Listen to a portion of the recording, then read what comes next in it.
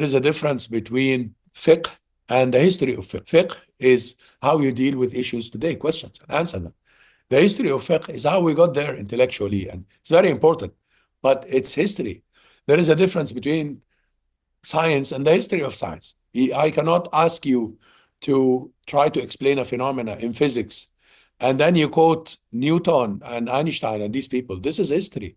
Yes, it's very important. I cannot be a physicist or a physics guy without understanding Newton and Einstein and what happened afterwards. But then today, how are you going to explain the phenomenon from a physics perspective? You cannot do medicine by looking at the history of medicine. And Galen and Ibn Sina, Ibn Rushd, can't do that.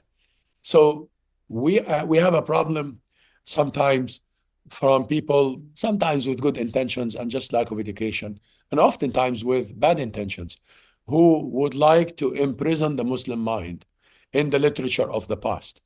And obviously, when I talk about the literature of the past, I don't mean the Quran and Sunnah. The Quran and Sunnah is not literature. The Quran and Sunnah is wahy. It's above literature. It's Allah speaking, subhanahu wa ta'ala. We learn. It's not a book of science or a book of fiqh or a book of hadith or a book of physics or engineering, but it tells you how to think about fiqh and hadith and engineering and science and medicine and psychology. It's not a book of psychology that has certain processes and procedures. Of course not. But it tells you how to think if you read well. That is how you come to understand the question today. And my brother's complaint is correct. Why are we stuck in the past as Muslims?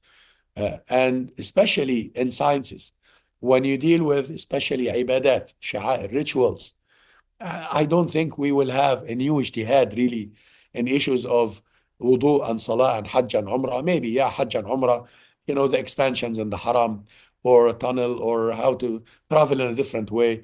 But the ibadat or the rituals will not really change much, but everything else will change much.